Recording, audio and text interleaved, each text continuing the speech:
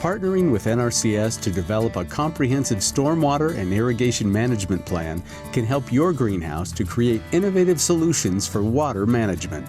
This is Greenheart Farms, and this is a nursery. We grow plants, grow vegetables and ornamentals. This is Black Lake Canyon. This is the reason why NRCS was invited to Greenheart Farms. Imagine the land went straight across, there was no hole there. That scour is 300 feet long. They pretty much just let the runoff go down the roads. There were a couple of inlets in different places. Most of the water was channeled directly to the pond. The purpose is to not allow the water to get into the pond, and so the pond doesn't overflow and erode Black Lake Canyon. So it used to be a lot of water to handle, all at once. So the same thing happened with the irrigation water. That water goes on the ground and then go to the drain, and it used to run to the same spot. So it was way too much. The first thing that NRCS did after assessing the situation here was we decided on a three-prong approach, the first of which was take the irrigation water out of the pond. So the existing infrastructure of Greenheart Farms goes into two main pipelines that enter the pond.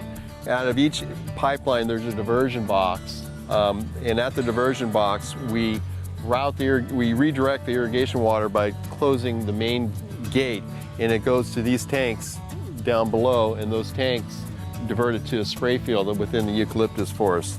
The second approach was, obviously, if you're trying to keep irrigation water out of the pond, you want to do something with it, and the best thing to do with it in a greenhouse situation is filter it and re-funnel it into the greenhouses, so reuse it.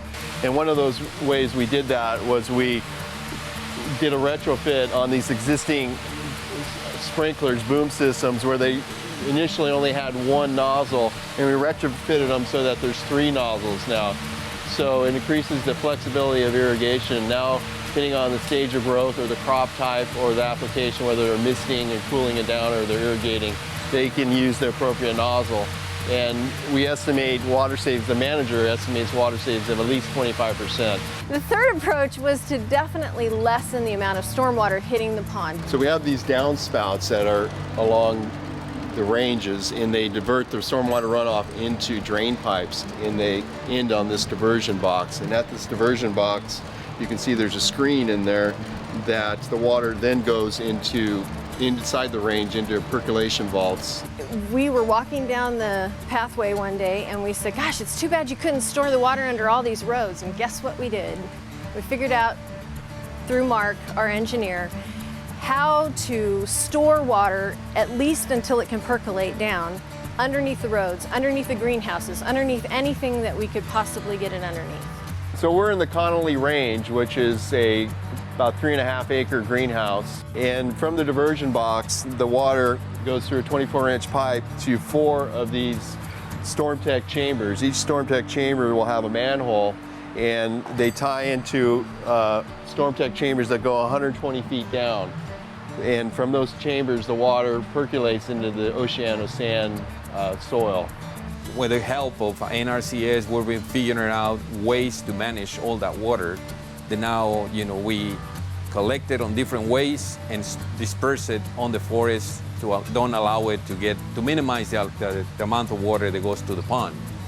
The storage of the water and the tailwater return systems, I think, probably paid for themselves in a year, maybe 2.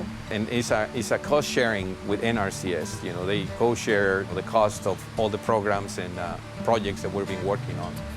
They had a lot of people on their case, regulators and Land Conservancy.